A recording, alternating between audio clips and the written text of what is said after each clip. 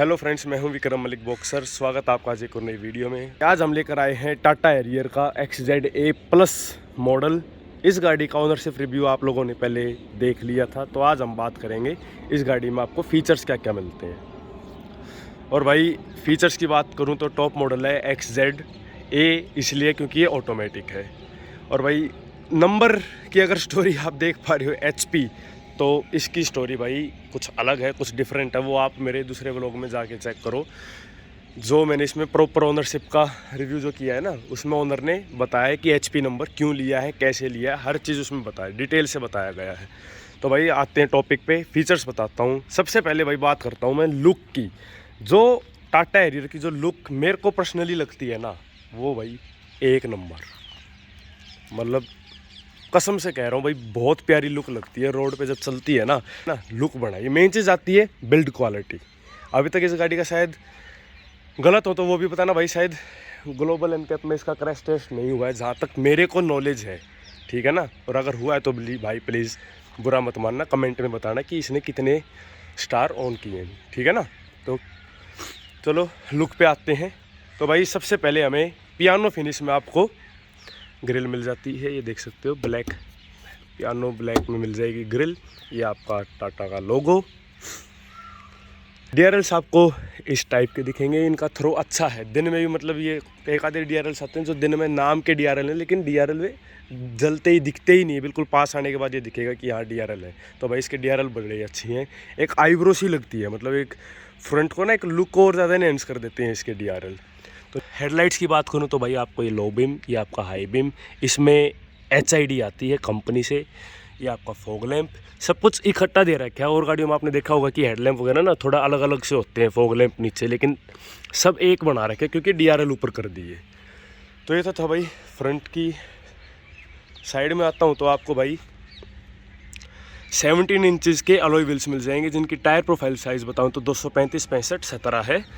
235 65 17। साइडों की तरफ आऊँ तो आपको टर्न इंडिकेटर्स मिल जाएगा ORVM पर। नीचे कोई भी आपको लाइट देखने को नहीं मिलेगी। क्रोम डोर हैंडल्स मिलते हैं, ये आपके कंपनी से ही है क्योंकि ये टॉप मॉडल है। और यहाँ पे आपको रिक्वेस्ट सेंसर भी मिल जाता है, जिसको हम प्रेस करेंगे तो गाड़ी देख सकते हो लॉक होगी, और जैसे ही हम इसको दोबारा प्रेस करेंगे तो गाड़ी अनलॉक होगी। आपके डोर्स, आपके ORVMs फोल्डेबल मिलते हैं। थोड़ा सा और पीछे की तरफ चलूँ तो भाई वही क्रोम हैंडल्स को 50 लीटर का फ्यूल टैंक मिलेगा। ऊपर आपको शार्क फिन एंटीना और आपका पैनोरामिक सनरूफ। यहाँ भी आपको हैरियर की बैजिंग मिल जाएगी। और अब आते हैं पीछे की बात करूँ तो लाइट्स मेरे को भाई पर्सनली पसंद नहीं है, सबकी अपनी अपनी पसंद है। जैसे मैंने बताया लुक्स मेरे को पसंद है, लेकिन टेल लैंप्स मेरे को एक मतलब भाई मेरी पर्सनल चॉइस है, मेरे को लाइट पसंद नहीं है। थोड़ी और बेटर करी जा सकती थी टाटा, और क्या पता आने वाले टाइम पे और बेटर हो जाए। हम ख़राब नहीं करें, लेकिन मेरे को थोड़ी सी कम पसंद है। ये आपका रिफ्लेक्टर है। इस गाड़ी में आपको प्रॉपर 4 पार्किंग सेंसर मिलेंगे, 1 2 3 4। यहाँ पे आपको रियर की बैजिंग, रिवर्स कैमरे की प्लेसमेंट यहाँ पर है। रिवर्स कैमरा कंपनी फिटेड है क्योंकि टॉप मॉडल है। और बूट स्पेस की अगर मैं बात करता हूँ तो भाई बूट थोड़ा गंदा हो चुका है क्योंकि इनकी गाड़ी है, इन्होंने अपना सामान रख रखा है। स्पेस की बता देता हूँ, 425 लीटर का बूट स्पेस मिलता है आपको। लाइट भी मिल जाएगी, LED में नहीं है। इधर आपको मिल जाएगा आपका स्पीकर। तो बूट को बंद कर देते हैं क्योंकि सामान रखा हुआ है ज़्यादा। और अब चलते हैं भाई हम गाड़ी के अंदर। इस तरीके का दिखेगा आपको टाटा हैरियर का डोर पैनल।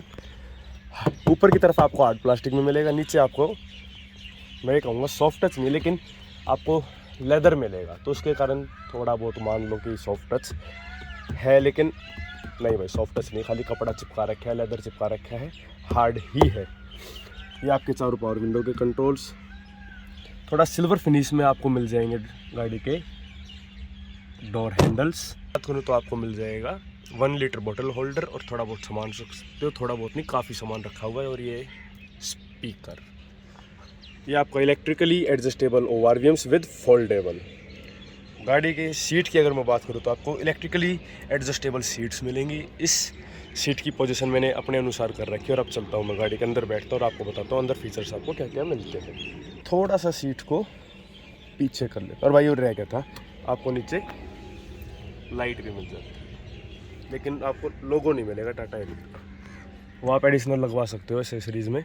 तो सीट मैंने जितनी पीछे हो सकती है उतनी कर दी है भाई।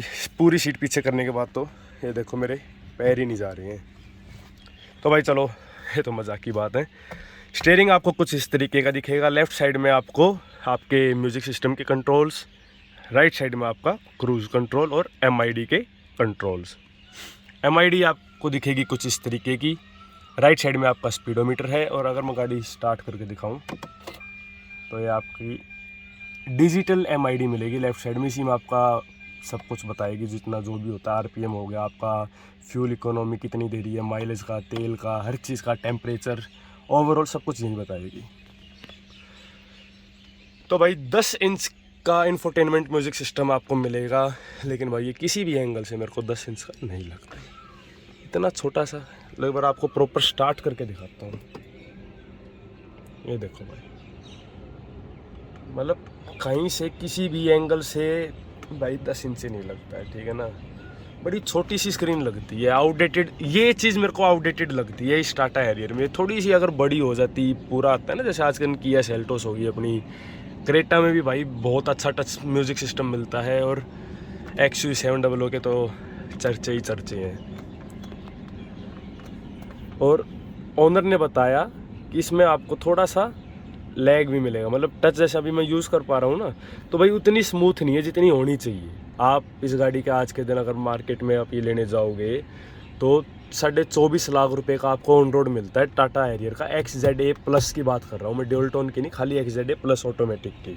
तो भाई अच्छा रिस्पॉन्स मेरे को नहीं लगा भाई। टाटा हैरियर लवर प्लीज़ बुरा मत माने, आप लोगों को भी पता होगा, कईयों को अच्छी भी लगती होगी, लेकिन मैं एक रिव्यू कर रहा हूँ तो इसलिए मैं बता रहा हूँ। और ओनर ने भी बताया, ओनर का तो मान सम्मान रखेंगे क्योंकि उनकी गाड़ी भाई मेरे से ज़्यादा तो उनको भी पता है क्योंकि वो डेली यूज़ करते हैं। लेकिन मैं अभी बता रहा हूँ अपना, भाई उतनी टच कामयाब नहीं है, ठीक है ना, मतलब एक फील नहीं आ रही कि हम अच्छा टच यूज़ कर रहे हैं।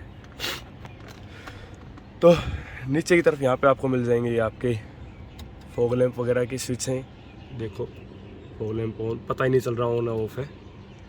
ये आपके हज़ार्ड लाइट, ये आपका स्पोर्ट्स मोड, इको मोड, ये आपके ऑटोमेटिक क्लाइमेट कंट्रोल के स्विचेस। नीचे की बात करूँ तो आपको इस गाड़ी में भाई एक चीज़ और बताना चाहूँगा यार, वायरलेस चार्जर आपको इस गाड़ी में नहीं मिलेगा। वायरलेस चार्जर आपको इस गाड़ी में नहीं मिलेगा यार, क्या कर रहे हो टाटा हैरियर, गलत बात है भाई। ये आपकी कुछ ट्रैक्शन कंट्रोल वगैरह के हैं, इनका एग्जैक्ट मेरे को भी पता नहीं, चलो पता लगाते हैं क्या है। Wait mode activated. अच्छा wait mode, rough road mode activated. Rough mode है भाई। City drive mode activated. कितने यूज़फुल हैं वो तो मेरे को नहीं पता, वो तो भाई कमेंट करके बताना जिन भाइयों के पास टाटा हैरियर है, टॉप मॉडल है, कि ये यूज़फुल है भी या नहीं। और भाई जो सबसे इंटरेस्टिंग चीज़ लगती है ना मेरे को इस गाड़ी का है वो हैंड ब्रेक। ये देखो, ये प्रेस किया और ये देखो, ये देखो,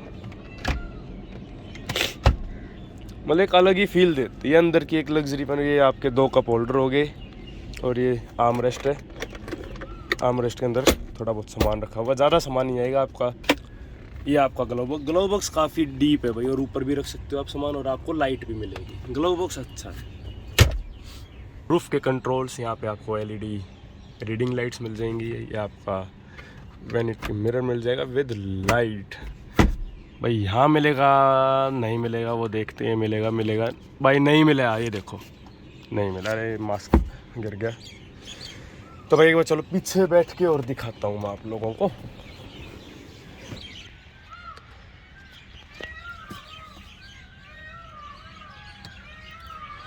तो रियर डोर की अगर मैं बात करता हूँ तो भाई आपको यहाँ भी 1 लीटर बोतल होल्डर की स्पेस मिल जाएगी, यहाँ पर अपना मोबाइल वगैरह रख सकते हो, अच्छी जगह है यार, मोबाइल आराम से आ जाएगा, छोटा मोबाइल आएगा, बड़ा मोबाइल नहीं आएगा। यही आपका पावर विंडो का स्विच, ये आपके JBL का म्यूज़िक सिस्टम मिलते हैं, इसमें इतने शायद 8 आते हैं भाई, एग्जैक्ट याद नहीं है, शायद 8 आते हैं, 4 स्पीकर और आपके 4 ट्विटर। अब बताता हूँ गाड़ी के अंदर बैठ के। ये सीट अगर मैं बात करता हूँ भाई, तो मैं पैसेंजर साइड आके बैठा हूँ क्योंकि इधर आप देख सकते हो थोड़ा बहुत सामान रखा था। तो भाई अगर सीटिंग कंफर्ट की बात करता हूँ तो आपको पूरी सीट पीछे करने के बाद और देख सकते हो थोड़ी रिक्लाइन भी है, इतना स्पेस मिल जाएगा। मेन दूसरा हेडरूम की अगर मैं बात करता हूँ आपको, हेडरूम ठीक है, ज़्यादा बढ़िया नहीं कहूँगा मैं, लेकिन जैसे मेरी हाइट 5 फुट 9 इंच है तो हेडरूम में थोड़ा बहुत कॉम्प्रोमाइज़ करना पड़ेगा। मेरे को जो सबसे अच्छी लगी भाई वो इस गाड़ी के अंदर क्या है, आपका जो एसी वेंट्स आते हैं ना, वो जनरली हमें यहाँ देखने को मिलते हैं। मेरी XV700 में भी यहाँ पे आपको थोड़ी बहुत मोबाइल भी रख सकते हो, लेकिन जो मैं बात बता रहा था वो है भाई AC ये। लेकिन यार वही चीज़ आ जाती है, अगर अब जैसे इस कोई अगर लंबा आदमी बैठा हुआ है, कोई जिसकी हाइट ज़्यादा है, वो अगर आगे बैठ गया और उसने सीट पीछे कर दी है तो भाई AC की हवा नहीं लगेगी। ये देखो अगर हवा सीट पे आएगी, मेरी तरफ तो आ ही नहीं रही क्योंकि अभी तो मैं बिल्कुल बाहर होके बैठा हूँ क्योंकि सामान रखा हुआ है यहाँ पे। अगर मैं थोड़ा साइड में होकर बात करूँ तो भाई मेरी तरफ हवा नहीं आएगी, ठीक है ना। तो लेकिन थोड़ा बहुत ही है कि भाई एक नॉर्मल कहना चाहूँगा, यहाँ से बेटर AC वेंट्स मेरे को यहाँ लगते। हाँ, ये थोड़े से अगर यहाँ होते तो और ज़्यादा यूज़फुल होते, आप बिल्कुल एकदम मुँह पे हवा फेंकते। यहाँ वाले तो भाई बिल्कुल गोडों पे हवा लगती है और कुछ नहीं, और कहीं हवा नहीं लगती।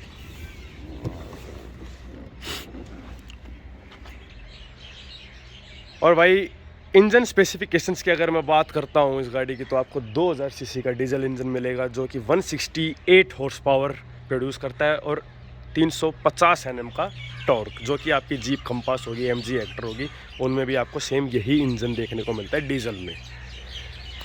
तो इंजन वाइज गाड़ी थोड़ी सी अंडर पावर मेरे को लगती है। अब कमेंट में बताना कि आप लोगों को भी लगती है या नहीं लगती है, प्लीज़ कमेंट बॉक्स में ज़रूर लिखें, क्योंकि जो हिसाब भाई जो इस गाड़ी का बॉडी वेट है ना, तो पावर समवेयर थोड़ी सी और ज़्यादा करनी चाहिए थी।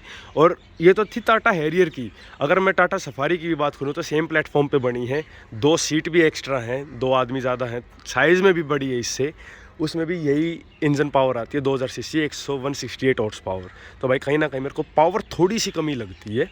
अगर ये कहीं ना कहीं अगर 180 185 bhp होती तो भाई पावर दो A1। आज का रिव्यू अगर आप लोगों को वीडियो अच्छी लगी हो तो प्लीज़ लाइक ज़रूर करें, चैनल पर नए हो तो सब्सक्राइब ज़रूर करें, शेयर ज़रूर करें। कुछ भी अगर मेरे से ख़राब लगा हो, कुछ भी गलती हुई हो तो प्लीज़ उसको कमेंट बॉक्स में ज़रूर लिखें। अच्छा लगा हो तो भी ज़रूर बताएं। मिलता हूँ कल रात को 8 बजे। टिल देन अपना और अपने परिवार वालों का ध्यान रखें। वीडियो देखने के लिए आपका बहुत बहुत धन्यवाद।